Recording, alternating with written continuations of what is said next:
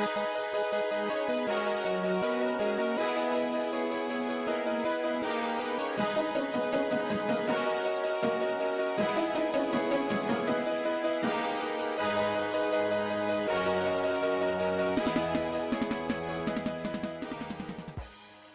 in episode number 96 of the St0ner Sports Radio podcast. We are here on a Be Happy Sunday afternoon. Zach was in attendance for OKC Denver.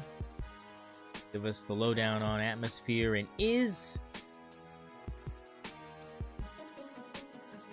game as well, unfortunately, on Friday. That was a terrible game, but just so you know, I was there for that one as well. Oh, for the Portland game, yes, you were there for that as well. So he double dipped. He'll let us know. Big game atmosphere, real, not real. We'll touch on March Madness as we are a week away from Selection Sunday. We'll give you kind of some long shots and some of our favorites to watch out for, as the field hasn't been set yet, but it's close. We'll break it down next week in depth, but we'll give you a taste. And Thunder update, like I said, we'll touch on that. It's that time of year, folks. It's getting down in sports town as far as topics to really kind of diversify the portfolio right now. But that's just kind of the way it is sometimes. But the thing is what we're not lacking is excitement, right? March Madness, one of the best holiday weeks of the season. It is a holiday in my book. What are your thoughts on March Madness as a cultural phenomenon? I mean, March Madness is probably the greatest thing that man has ever created when we really break it down in terms of accomplishments, from things like the wheel to discovering fire. March Madness is probably top of the list, number one in my opinion, of just most important things to human need, because it's just the greatest thing to ever exist. So March Madness as a concept is beautiful. 64 teams, 68 teams with a single chance every single game. It's either we win this game or we go home, and that can mean anything can happen, and we both know that anything really can happen in March. No matter who is the favorite going into this thing in March, we can almost guarantee they're not going to be the ones that win it. How do you feel about that? I mean, look, some people complain about that being one of those, like, this is why this is the worst process ever type things. And I get that. Like, I get it from that standpoint. But it's about the beauty of the chaos, right? Like, it's just, that's what it is. It's just like you fight to be at the top of that mountain. And yeah, sometimes it is the best team that does it. But most of the time, like you said, it's usually the second, sometimes even more down the line teams that end up hoisting that trophy. And it's just about getting hot at the right time sometimes. And with the amount of talent we have spread out among teams these days, it's really hard to kind of pick some Goliaths out there that you really feel confident could just stroll right in to a national championship type situation and come out on top. So I mean, look, I'm kind of with you. It's bad, but at the same time, like, it's literally like one of the best things, like you said, ever. Yeah, quite literally the best thing ever, in my opinion. But unfortunately, it usually isn't the best process of figuring out who the best team is, and that's okay with me, because I would rather see schools like St. Peter's, go deep into the tournament. Because that's the thrill. That's the thrill. Yeah, that's the thrill. Yeah.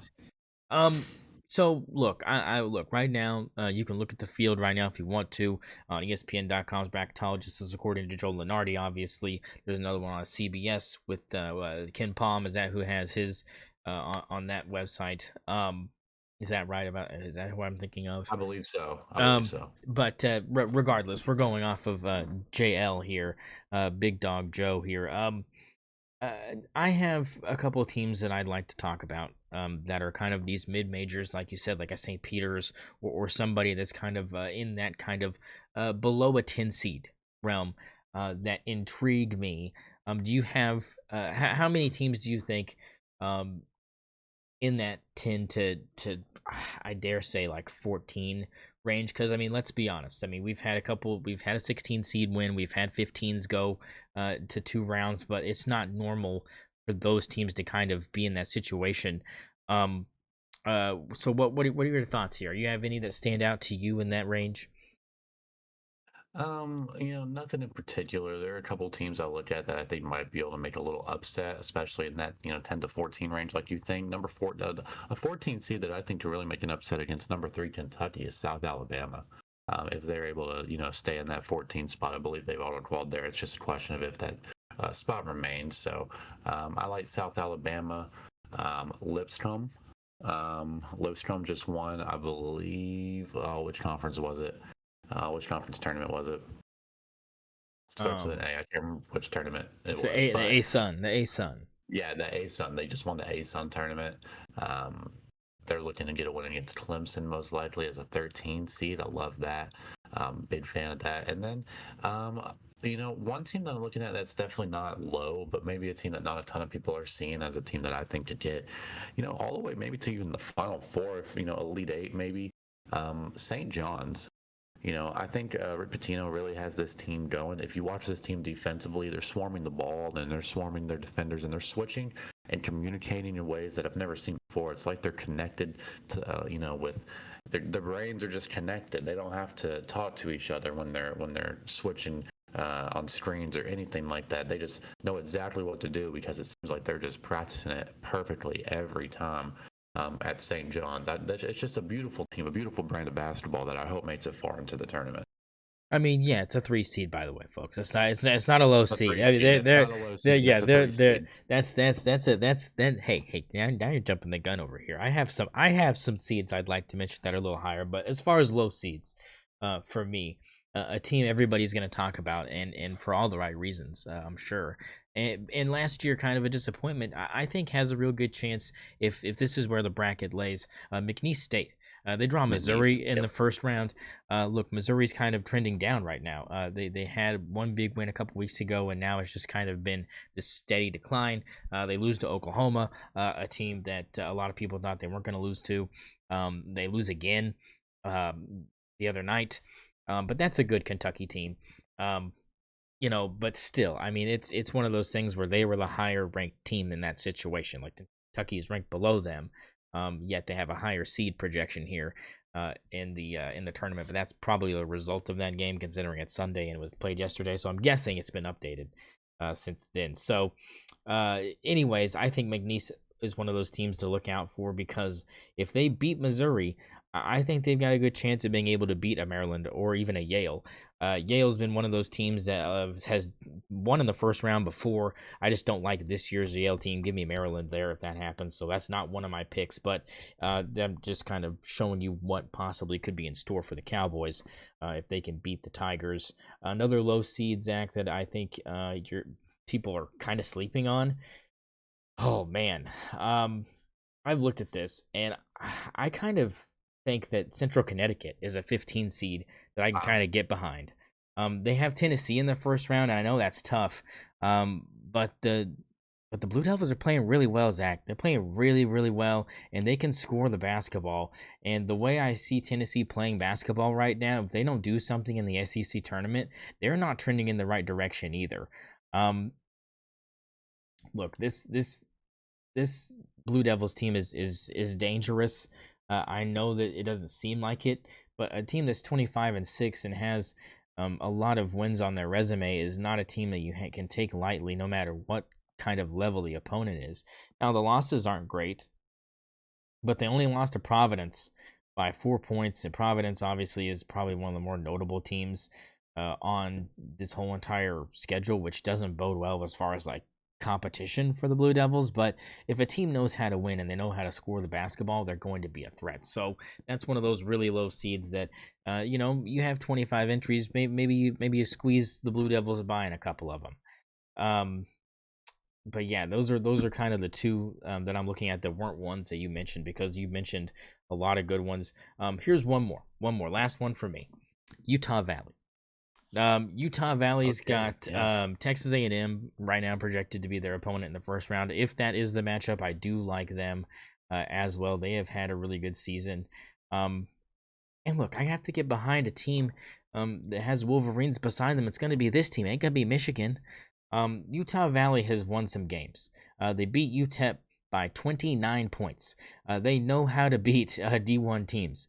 They only lost to Stanford by 14, and that was on the road. So, I mean, we know Stanford can fill it up, and that's early on in the season, too. If you look around and you see one of the longest winning streaks in the country, it's next to this team. They haven't lost in the last 9 games, and before that, they've won the last 25 out of their last 26 games, with their only loss being Grand Canyon. So, I mean, this is a good Utah Valley team. Give them a shot. Yeah, for sure. 100% agree. Give them a shot, and I like that it's against Texas A&M, a team that I think is not going to be able to last in this tournament, anyways. Yeah, it's. I mean, if that's the way it lays, that would be interesting. But I think Texas A&M, in fact, might actually have a decent run in the SEC tournament, and they might even bump them up to a 2 seed if they do really well. So, again, the SEC, opponents in this whole entire bracket are kind of going to be shuffled around a little bit depending on how that tournament goes, and that's what makes it such a beautiful thing. Next week leading into Selection Sunday. Zach, what about the range from 9 seed to 5 seed? 9 to 5 seed, what are some of these middle ground teams that you see could possibly make a deep run to the Final Four or even farther? Obviously UConn is right there at an 8 spot right now, and that's an obvious pick. I think that I don't have to really explain here, right? I mean, it's UConn. And then I'm looking at Memphis. I think that's a team that's coached really well right at this point. They've took some time to develop, but now they have the talent. I think they can make maybe a run. They're also sitting there in an 8 spot, a little bit higher seated. Looking at some 5s. Missouri. I mean, Missouri's still a pretty good team. I know that they lost to OU, and admittedly, OU's not a great team right now. But they're getting some wins, and they're probably a tournament team. So I don't necessarily have any problem with Missouri taking losses to OU and Kentucky late in their season. There, they can obviously make a pretty good run, especially if they're able to get out a win against a team like McNeese State, who they should be able to beat at the end of the day. And finally, obviously, Kansas is always a threat. So I'll throw Kansas in there just as a 7 spot that I think they could easily make a run. Probably beating Arkansas and then having to play what's most likely going to be Alabama. That's not going to be too tough for Kansas, and I think that they can overcome that. I know Alabama's a tough team. But Kansas, they're going to have the talent. It's just a question of coaching. They haven't been great this year. But I still think Kansas is one of those teams that can make a run. Yeah, no, Bill Self in March is a dangerous animal. We don't want to poke the bear too much. And look, they've had a really bad year on the road, but they protected their home floor pretty well this season. And like you said, they have the talent to do that. So I like that Kansas pick as well. For me, teams I'm looking at that aren't teams that you mentioned, I'm looking at teams. Oh, man. I mean, look, I've been high on BYU all year, and they're a 5 seed. They're Yeah. right at the cutoff here. I like them a lot. I like them to at least go 2 rounds deep. I think they're better than if they have Wisconsin as their next opponent, better than Wisconsin, and definitely better than High Point. So I would think that their first obstacle would be the winner between most likely UConn and Duke. And that would probably be where the road would probably end for them. But I still think that's a pretty decent run. And if they do draw UConn, I mean, give them a chance. I mean, it just depends on how well they shoot the basketball. They really thrive behind the arc, and that's one of those things about BYU that makes them dangerous. So I like them as one of those seeds to kind of make a little bit of a push that people might not see coming. Another team to always look out for that's kind of dangerous as well is Illinois. They have a pretty easy path. If this is the path they have, they've got San Diego State or Xavier possibly in the first round, and then they have the winner between Texas A&M and Utah Valley, and then they don't really have, in my opinion, much of an opponent after that, regardless of whether it's Texas Tech or Ole Miss. I think they're Yeah. better than I mean, Texas Tech is okay, but I watched them play the other day. They didn't impress me enough to just be like, oh yeah, Texas Tech. They should take care of Illinois. No, I think they're going to be a tough out. And so watch out for the Illini to kind of make a run. And one of the lower ones, Zach, that are kind of in that 7, 8, 9 range that, you talk about, Creighton. Creighton, we always talk about Creighton Yeah. every year, about how they could possibly do something, and they end up usually flopping in the second round. And look, they would get a tough draw. It'd probably be Houston. I mean, look, Omaha's a decent team. They put up numbers, but I don't think they're going to be good enough to beat Houston. That defense is just too good. So it would probably be Houston, and that's going to be a tough game for them. But the one thing about Houston that has been their biggest flaw is their shooting has been really inconsistent. And if their offense stalls out, Creighton has guys that can shoot the ball really well beyond the arc. They have a perimeter player in Kalkbrenner that can step out and shoot the three. That's one of those teams to look at as well to possibly make a run in that range. Yeah, I love it. Love those picks, 100%. Now, for making a pick for the championship right now, I'm going Robert Morris. I like it. Look, I mean, Tennessee's known to flop in the first round. I mean, it wouldn't be, it wouldn't, or sorry, Alabama. Sorry, Alabama. Has not been playing super well right now. I mean, it could happen. Wouldn't surprise me. I might push them through in a couple. I'm not gonna lie about it. I mean, I don't really trust Alabama that much. I think they are pretty good, but like you said, I think Kansas could get them if Robert Morris don't get them. You know, Yeah, so I like it. 100%. I like Now I it. need you to Game. pick your 16 seed that's going to win this whole thing. Okay, so if I had to pick a 16 seed to long game hang my hat on, I, oof, mm, I mean it might have to be Omaha. It might have to be them just because the way I've seen them play and the way I've seen them put up points. They got a good little guard on there that can fill it up. He can fill it up. Tony Osborne, he can fill it up. He's dangerous. Watch out for Tony Osborne. He can fill it up. If they can stop him though, Omaha's screwed. But that would be the one. I don't really think Norfolk State's got a chance. I don't think Southern or Quinnipiac is gonna do much for me. SIU Edwardsville or American, nah. I mean, doesn't really move the needle for me. Love it. I love it. I'm loving this Omaha pick. I'm looking at Tony Osborne here, 30-point performance against the number 5 seed South Dakota, and 100-75 win in the Summit League tournament semifinal. I mean, let's go, Tony Osborne, with that 30 ball. Just beautiful. He could be this year's Jack Golke. It could happen. It could happen. I love it. I love It it. it could happen. But look, Zach, top seeds, like I said, one through four seeds. Who is your horse in what people would call the favorites category here as far as seeding goes? Yeah, so I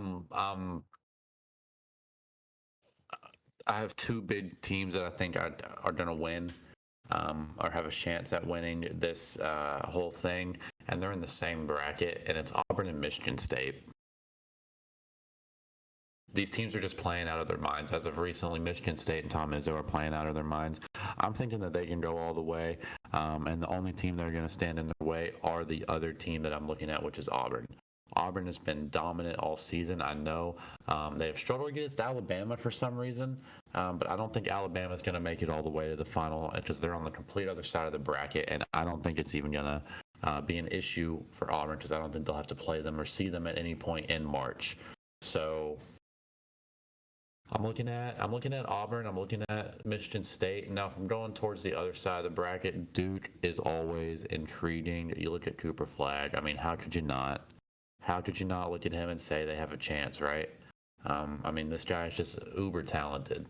Now, to get one of those a little bit of a lower seed that I think could make a lot of noise, I've already said it, St. John's.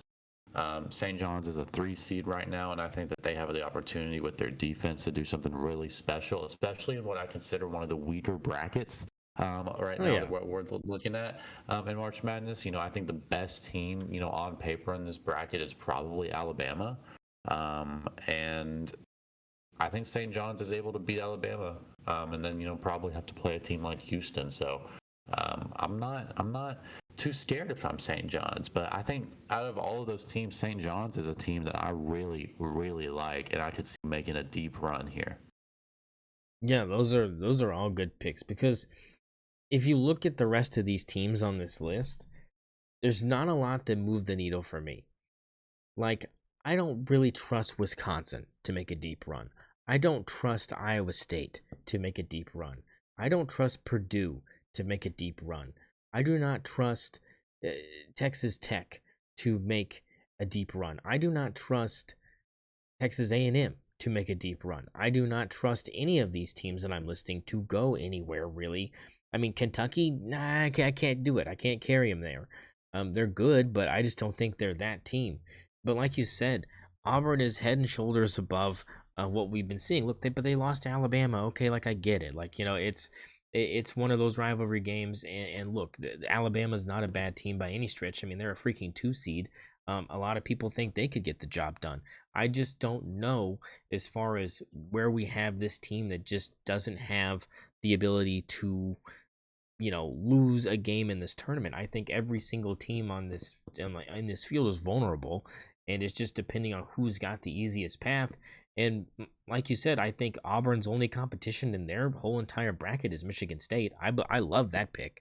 I think that's probably the way this thing shakes out. Now, Wow.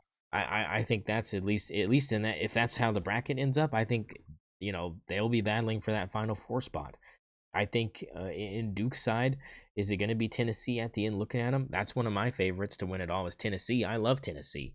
Um, I think they've got a good shot at making it really far, because if you've got Iowa State in your way or Michigan to get to a chance to play a team like a BYU or a Duke or a UConn, like I think that's a good spot to be in if you're Tennessee. That's almost give it to me Final Four automatic auto bid if you take Duke out of the equation. Now, if Duke is there, I mean, so be it. But those two teams, I think, will be battling it out. I think it goes pretty chalk on those first two bracket sides if they stay that way. Um, for me, Zach, the bracket that doesn't really go chalk for me is this Florida bracket, where Florida's the 1 seed. They have them at the head of the west side of the bracket right now, and Texas Tech is the 2 seed. I don't think that Texas Tech gets all the way to the Elite Eight. I just don't see it. I don't see Yeah, it. I don't see that either. I'm not loving this side of the bracket, and if you had to gun to my head, give me a team that I'm picking over here, it's probably Maryland. I mean, yeah, I mean the other option. I mean, God, I mean Illinois has such an easy path that they can get past. You know, they cannot choke it off. I think they've got a pretty good path. I mean, Gonzaga's not the Gonzaga of old. They don't scare me like they used to. Yeah. Like you said, Missouri, they've been struggling. They could not even make it out of the first round, and if Nick State is playing Maryland, I mean, that's a Maryland W 9 times out of 10. I don't think McNeese has that much stay power in this tournament. I think they're good for a 1 round shot, and that's probably it. Um, yeah, I I like Florida to just kind of cakewalk. If this is what we're looking at, I'm looking at Florida to cakewalk into the Final Four. Is that what you're looking at as well? Or do you? I mean, I thought Yeah, you I said think so. Maryland. I mean, but I mean, is Maryland? You think Maryland can hang with Florida? Yeah, I don't see why not. Yeah. But yeah, Florida's definitely the best team here. Yeah. And in the Midwest, the 1 seed is Houston and the 2 seed is Alabama. That could pretty much go chalk. But like you said, I like St. John's to possibly beat Alabama to get that spot to play a team like a Houston. And I could see them beating Houston. I mean, I really like St. John's if this bracket stays the way it is. Arizona doesn't scare me. They could lose to OU or Ohio State in that first round, depending on who wins, if that's the way that ends up being. I think that has to, again, a lot to do about how OU does in the SEC tournament. They could play their way, into a 10 seed probably if they can win a couple games. They would have to beat Kentucky in the second round though to probably get themselves to a 10 seed. So they're probably looking at, a play-in 12 seed. I don't see them being given the 11 seed play-in, so they might take a solid 11 seed and be a team like in Indiana playing St. Mary's in the first round, which I'd like OU to beat St. Mary's if that was where they would move to. Yeah, 100%. Just speaking of OU, it's looking like their spot in the bracket's going to be in that 10 to 12 range. Probably going to have to be in a spot to play for a spot in the 64 team bracket, possibly playing in that 68 team, just got to get in their tournament. Um, OU kind of saved themselves with the win against Texas the other night. Big win, probably saved Porter Moser's job for now. Huge win against Texas because it gives us a chance to stay in this tournament, whereas Texas is probably out. So in terms of where everything is projected out for teams like Oklahoma, We got the last four in being San Diego State, Ohio State, Oklahoma, and Xavier, with OU and Ohio State probably having to play each other for a spot as a 12 seed, and San Diego State and Xavier having to play each other spot for the 11th spot. And then you look at the first four out, you got Boise State, North Carolina, Texas, and Colorado State, which just shows you how important that OU and Texas game was the other night and how big of a win it was for OU to be able to still be in this thing. Yeah, I mean, and Texas can play their way in if they win 2 games in a row. They're not Mm-hmm. solidly out of it, but yeah, you said right now they are. Um, North Carolina, another team that if they win a couple in the ACC tournament, they could steal a spot. Um, I don't know about Colorado State or Boise State. I don't know if either of those teams has a shot other than probably winning their whole entire conference tournament. Um, but I don't think that's going to happen for them. San Diego State and Xavier, I mean, if they don't look good and lose, their first conference tournament games, maybe they drop off and are replaced by Texas and North Carolina. Then you have some real good television in some of those play-in games. But yeah, no, that's what it's looking like right now, Zach. And I think that when this thing drops, we'll be able to really get into it and break it down because some of these lower seeds will switch around. Some of these matchups aren't going to stay the same, and the chaos just continues as conference tournament week begins. Yeah, 100%. It's what we're here for. It's March, baby. Yeah, we live, we breathe. We are March Madness. Look, we mentioned it earlier. You went to the Oklahoma City Thunder Denver Nuggets game. You were also at the Portland game where they sat everybody, but still ended up just absolutely dominating the Portland Trailblazers, regardless of how many people were sitting out. Um, I guess for the Thunder update section here, Zach, the question really um, is this team ready to take this city to the next level as far as a championship city? And second part of this question is this team fully healthy enough to actually make a deep run, or are they hiding things with things like with Caruso sitting out as much? Are there things we just don't know, Zach, that are starting to pile up behind the scenes where they might not have some key players? Not that they would be 100% necessary, but still really valuable role players. No, I don't think so. I think we know everything that we know, and that's all that there is to it. Um, Chet, obviously not fully healthy yet, but he's still out there playing. And in terms of everyone else, I think everyone is pretty healthy. We know that SGA has a small ankle thing going on, but that's about it.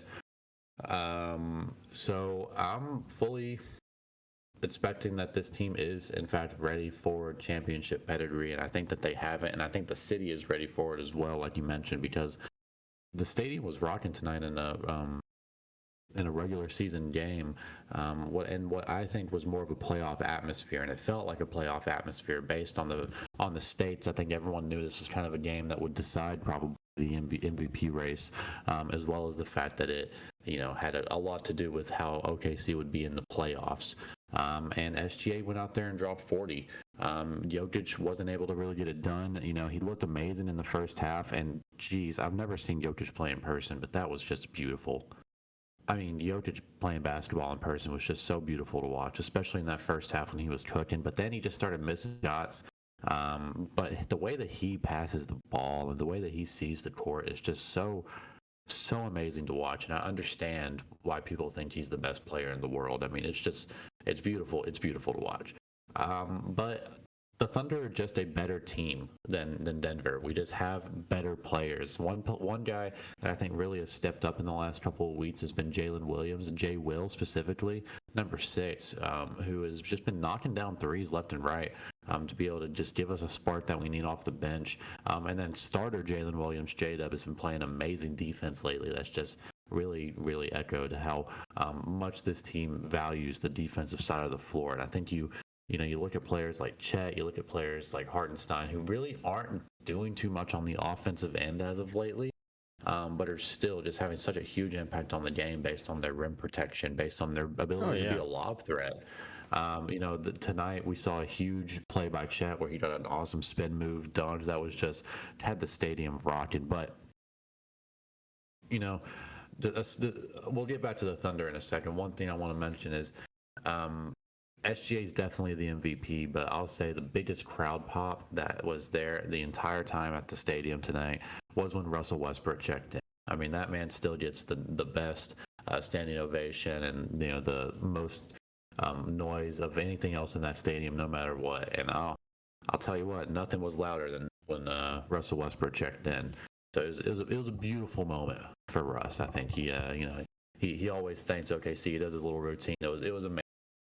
Russ play. Went in my Westbrook jersey. I had to. I had to.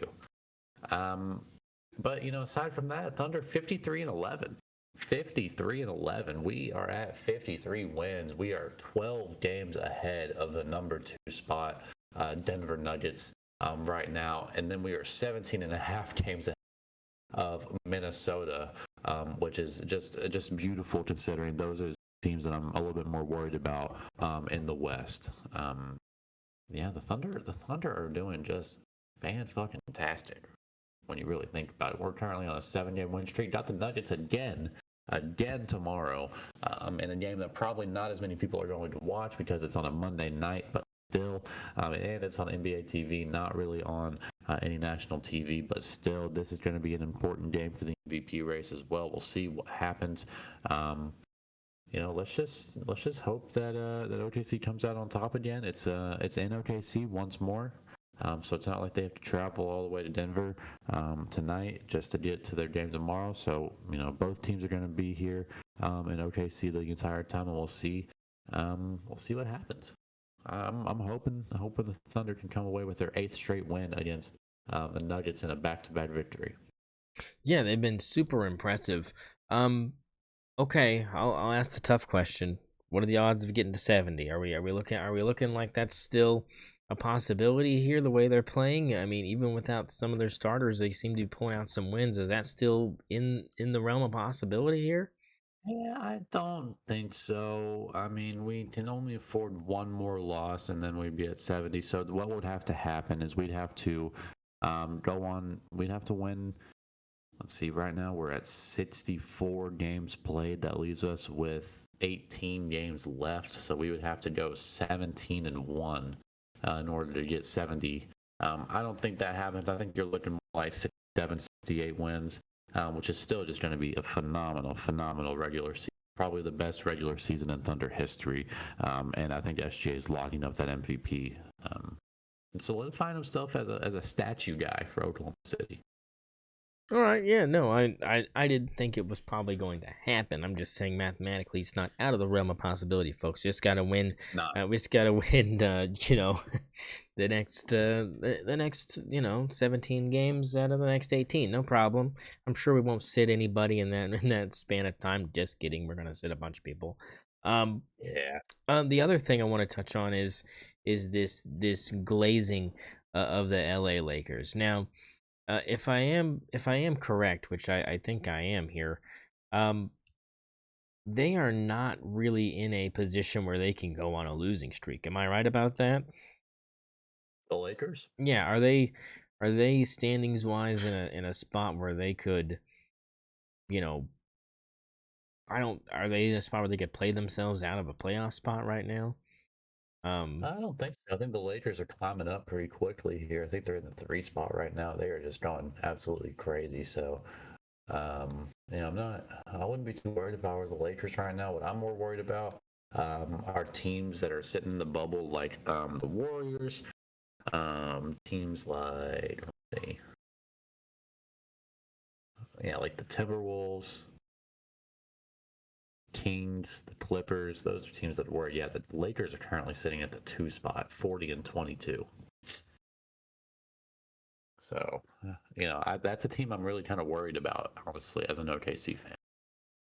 yeah, I mean, I'm just thinking about the lack of LeBron for 2 weeks, and I was thinking, as far as like wind goes, I mean, is that going to be, let's say they lose every game they play the next 2 weeks, like, is that going to be bad for Oh them? yeah, Like, that would definitely throw them down to like 5-6 range.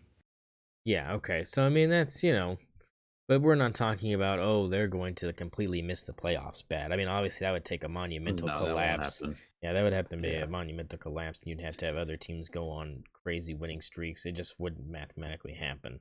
But still, are we on course for Lakers Thunder Western Conference Finals in your opinion? I think it's going to be Thunder Nuggets. I really do. I think it's going to be Denver and Oklahoma City in the Western Conference Finals. And I think it's going to be, a great series. I don't think the Lakers are there yet. They haven't had gel. I don't feel like they can, but I don't want to count them out. LeBron and Luka in the postseason is something I'm never going to want to play.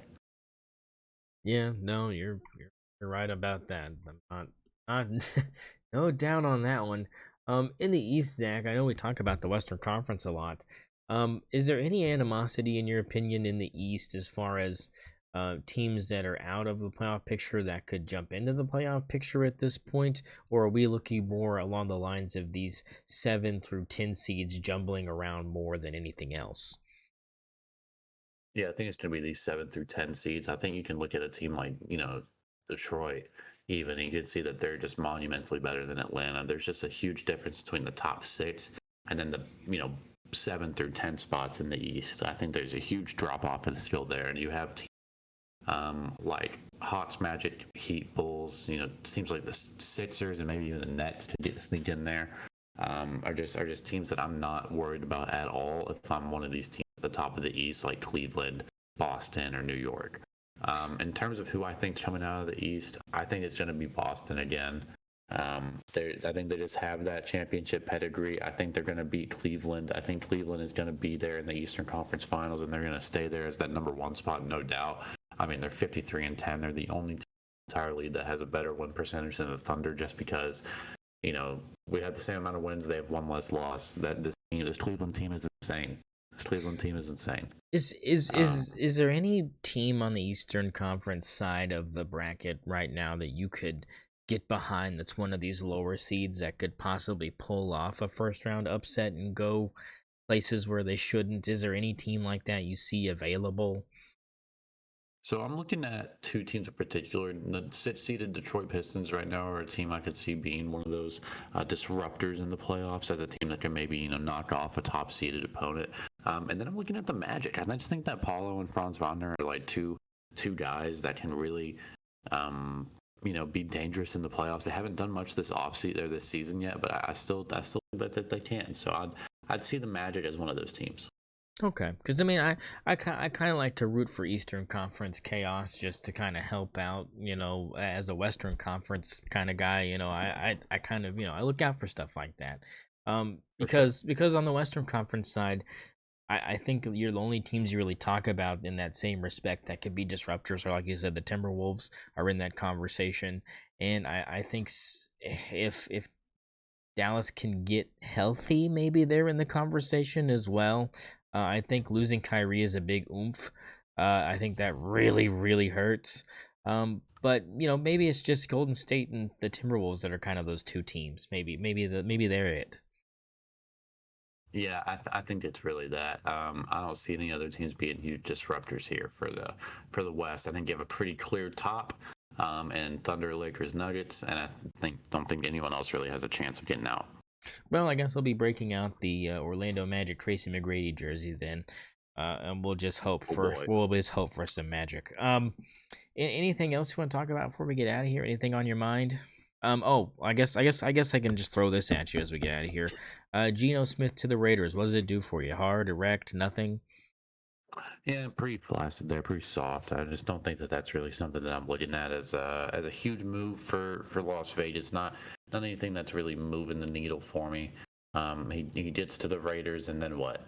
He plays 2 seasons and retires. I'm just not thinking that Geno Smith is going to make much of a difference. No huge receivers. One thing I will note: Devontae Adams has just signed with the Rams as of recently, and that's a huge move that we can see with Matt Stafford re-signing recently, throwing the ball to him with Cooper Kupp leaving, getting out of there. Devontae Adams is coming in and replaced him as wide receiver 1. It looks like, or maybe wide receiver 2, playing next to Puka Nakua. But Devontae Adams to the Rams, Geno Smith to the Raiders, just a bunch of old guys moving around doesn't mean shit to this league.